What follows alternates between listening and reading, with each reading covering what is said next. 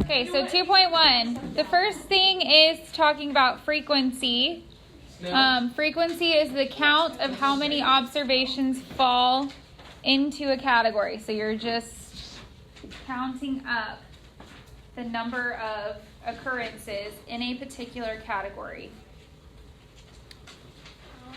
And so you don't need to write the favorite ice cream flavor, just write the definition. But I'm going to give you an example of something where we would record the frequency. So by a raise of hands, I'm going to count how many people, their favorite flavor out of the ones listed are chocolate. Anybody? Nobody in here? Okay, so then the frequency would be 0. What about vanilla? Anybody in here like vanilla? 1, 2, 3. 3 people. Anybody like strawberry? Strawberry's my favorite. 3. You're ew.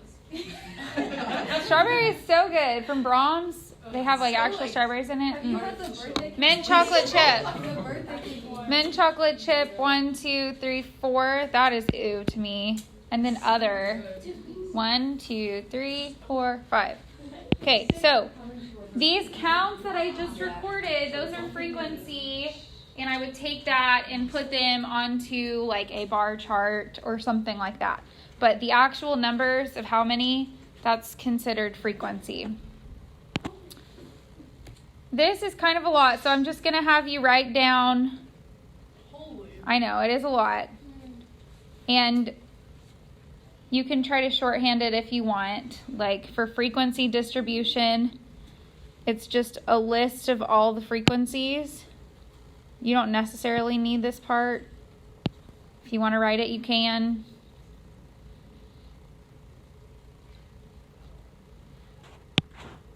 Best way to understand all of these words is to do an example. So the next one, it asks us to find all of these things.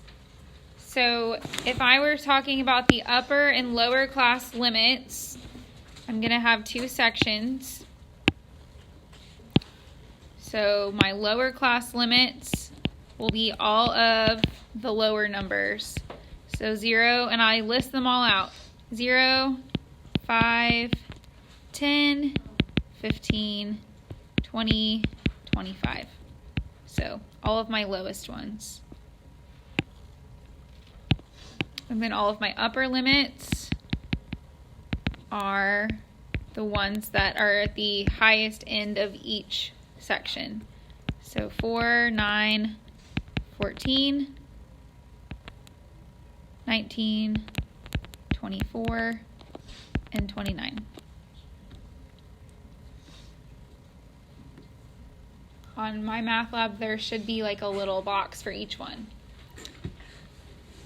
When it talks about the class boundaries, it is the numbers that are directly in between, like the midpoint between the upper class and then the following lower class. So what is the midpoint between 4 and 5? 4.5. And then the midpoint between 9 and 10. 9.5. The next one would be 14.5. The next one would be 19.5. The next one would be 24.5. So there will always be one less. So we have 5 numbers, but we have 6 classes, I guess. So there will always be one less because they're all the midpoints or the boundaries in between those. So you have to find the exact number that is in between the upper class of the first one and the lower class of the second one. So I'll draw those little like diagonal circles just to kind of help me. The class midpoint is you're going to look at each section and you're going to find the midpoint between each one. So the midpoint between 0 and 4. If you want to do this mathematically like with your calculator, you would take the lower plus the upper and divide by 2, which would just be 2. It's really easy on this example because there's really no decimals and they're all nice even numbers. but you'll have some examples where the midpoints will actually be a decimal. So sometimes it's easier to just type them in your calculator. So what's the next one? 7, then what? 12, Then 17, then 22, and lastly 27. And then the class width is just taking one of the classes, it doesn't matter which one, and just doing upper minus lower. So I'll take the last one, 29 minus 25 gives me 4. But the same thing would work for any of them. It doesn't matter that I did the last one.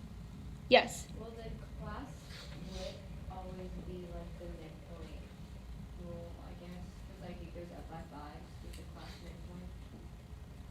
Is that always the case if they're going to be the same number? Wait, what do you mean? So the class width is 5, and then with the class. But the class width is 4 because you're just doing lower, upper minus lower. I thought we were doing like. Never mind.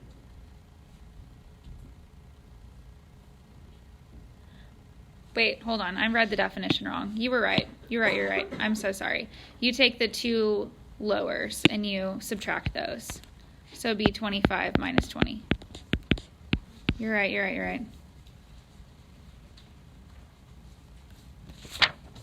Yeah. So I'm sorry. I said that you take the 29 minus 25, like within the class, but you just look at either 2 lowers or 2 uppers and subtract those. So you can do, I just did the first 2 lowers. You could do the first 2 uppers, just basically comparing from one class to the next class. So then will it always be the same? Or is that just And so you're comparing that number with which one? the class midpoint, like how it goes up by 5? Yes, that will always be the same. Okay, so that's what equal. Uh-huh. It's a good observation. Okay, next thing is talking about relative frequency. So frequency was just counting the numbers. Relative frequency is finding like the part over whole. And so you'll represent relative frequency either as a fraction or a decimal, but usually in here we'll write it as a decimal.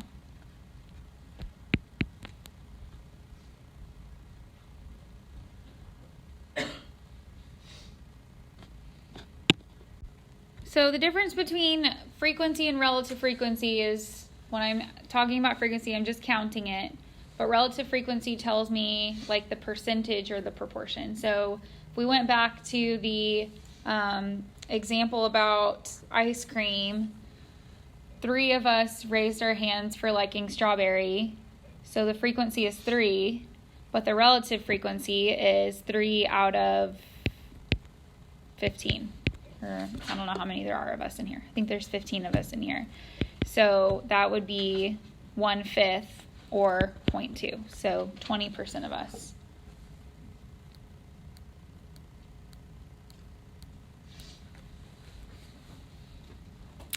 So what we're going to do next, does everybody have this written down?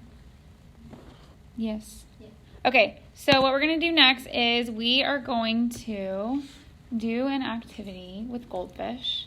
So does anybody know the slogan for goldfish?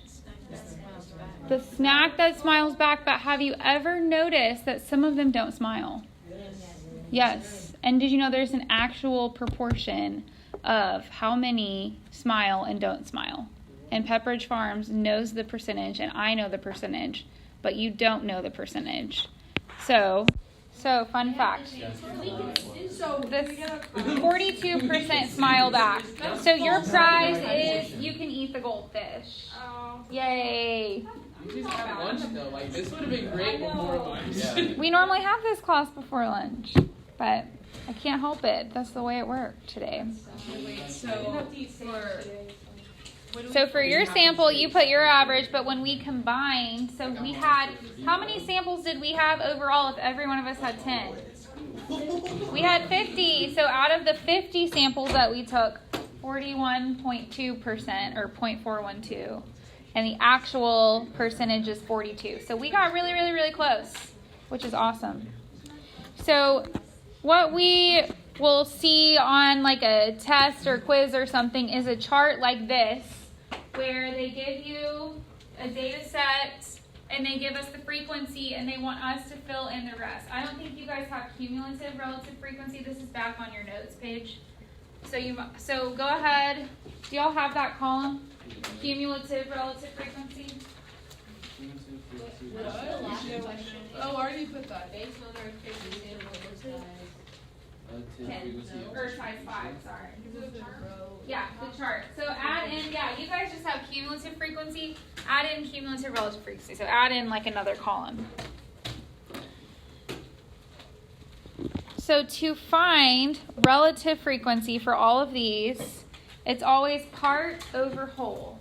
So I know for money in dollars from 0 to 4, there are 5 people that fit in that category. How can I figure out the relative frequency? It would be 5 out of how many? What's the whole? I don't know. We'll have to add these up first of all. So what's my total?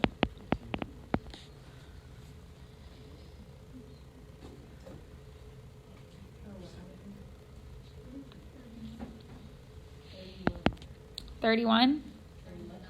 39? 39. You can use your calculator for this. You don't have to do it in your head. So to find the relative frequency, I would take 5 out of 39. And let's write that as a decimal going to 3 decimal places. So 5 out of 39. 0.128. Or 5 out of 30. Yeah. Okay, I want you guys to fill in the rest of it. Fill in the rest of it. What's the next one? Then what's the next one? The next one? The next one? And the last one? 179? Okay. So the next column is asking for the cumulative frequency. And cumulative just means like it's adding on to each other. It's accumulating. If you ever take a cumulative test, it's over everything you've ever done in that class. So the first space or blank is just going to be 5 because there's nothing to add on to it. This one is connected to the frequency. So I'm just adding on. So the next cumulative frequency would then be 8 because I've added on the 3. The next one would be 16, then 22, then 32, then 37. 39. Oh, you're right. Can't add. And then the last column is cumulative relative frequency, which is doing the same thing, but it's looking at the relative frequency. So I'm adding up the proportions. So the first one is as is. So someone from this table right here, tell me what the next one would be. So add the 0.077.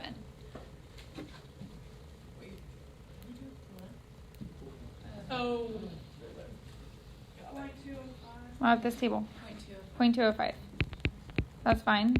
Okay, the next one, back table, Cami or Caroline. 0.410. Okay, this table in the back, tell me the next one. 0.564. Okay, Janice or Samantha, next one. 0.82. I'm just going to put a 0 there. And then the last one. 1. Which technically is 0.999, right? And that's okay as long as it rounds up to 1. It just means that since we rounded to 3 decimal places, if we kept going out further and further and further, it would equal exactly 1, but we've just rounded at 3 decimal places. So your last, you did this correctly when your very last one for the cumulative adds up to your total, which should be 100%. The last thing that we'll talk about today is a normal distribution, which we're not going to get a whole lot into it until the next chapter. But I actually have it's right up here. We talked about it in AP today. This is a picture of a normal distribution. This is what it looks like. This is a plushy pillow that I spent way too much money on, but they're adorable. So what a normal distribution looks like is it has high frequency in the middle, meaning like a lot of data points are in the middle, and then it slopes off to where you have low frequency on the endpoints.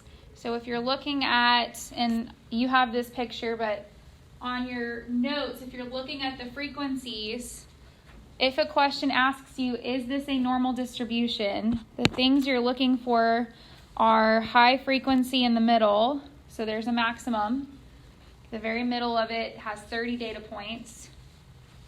So imagine 30 in the middle, 8 on the sides, and then 2. So it basically just needs to make some sort of bell shape. High frequency in the middle, low frequency on the outside. It doesn't have to be completely exact and completely symmetrical. Like here it's 30, then 8, then 2.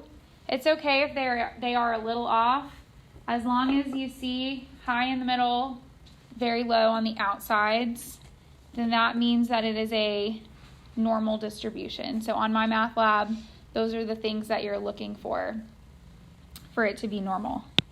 The frequency, relative frequency, cumulative, cumulative, relative. But what I want us to do is change these upper points, because you notice how they go to 20 and then they start up again at 20. I want you to change these upper limits to be 19, 29, 39, 49, and 59.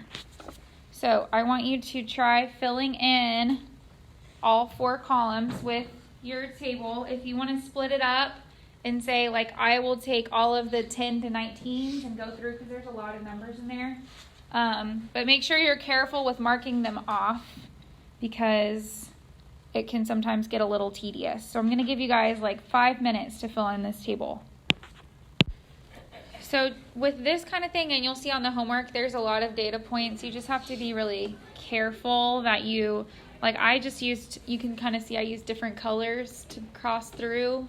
So whatever way or whatever method you want to use, just make sure that you're checking and double checking, because the rest of the parts are not difficult, but they're going to be wrong based on your frequency.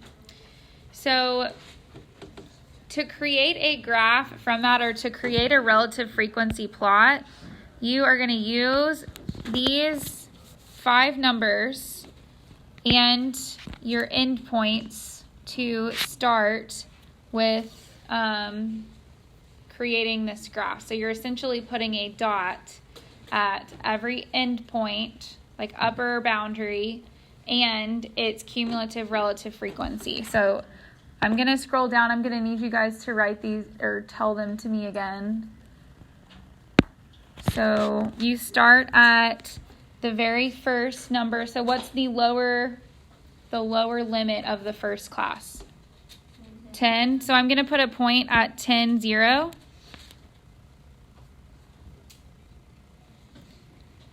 And then my upper class limit was 19, and what was the cumulative relative frequency of that? 0.136. So I'm going to put a point at 19 and 0.136, which I'm just going to estimate is around here. Then in my 20 through 29, what was the cumulative relative frequency of that? 0.341. So I'm going to put a point at 29 and 0.341.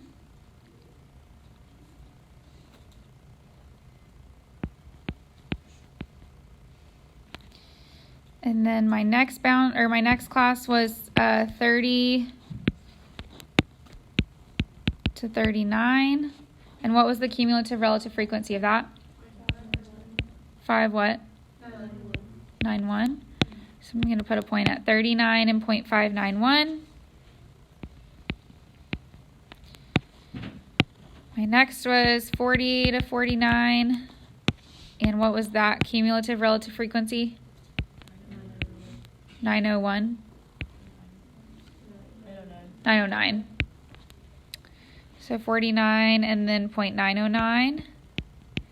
And then the last one, which is 50 to 59, was 1.00. So put that directly at 1. Then you're going to connect the dots. So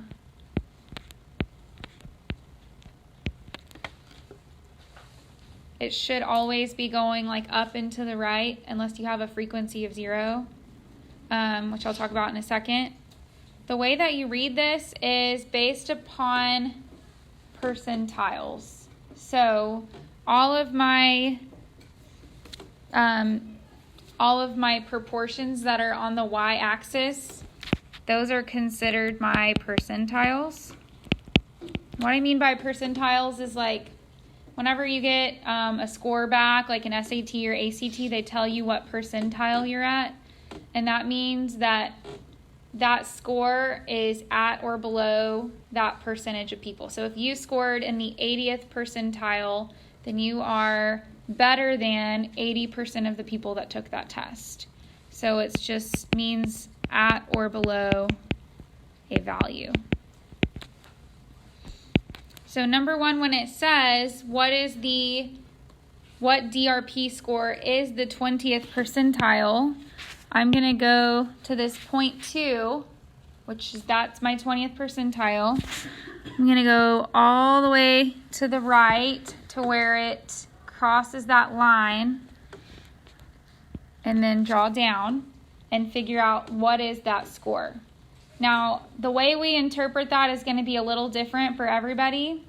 Like whenever I look at it, I see like 23 or something. But if you said 22 or you said 24 or 25, it's kind of hard to read because we're all going to interpret it differently. So I want you to just pick a number and I'm going to accept a range of values. So I think it's 23. But you don't have to put 23. I would accept probably anything from 21 to 25. Mine's right at 20, unless they turn mine. Mine hits a little bit past 20, but that's okay.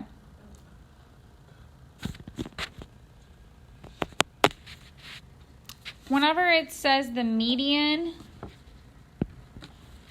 so if I'm talking about the median score, that means the 50th percentile. The 50th. So I want you to try to draw your line, go to the 50th percentile, draw across and down, and tell me what score you think that is. Yeah, I think like 36 maybe.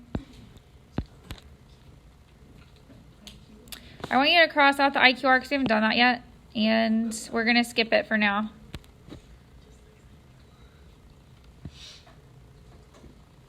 The next question says, which interval contains more student scores, 30 to 40 or 50 to 60? And without going back to your original graph, or your original table, if the graph was all you had, how could you tell which one had more people in it? Like which range of values? How far the dots are from each other. Right, how far they are, how steep the slope is. So what would my answer be here? 30 to 40. I'm just going to write it above because I don't want to scroll down. So 30 to 40 because the slope is steeper.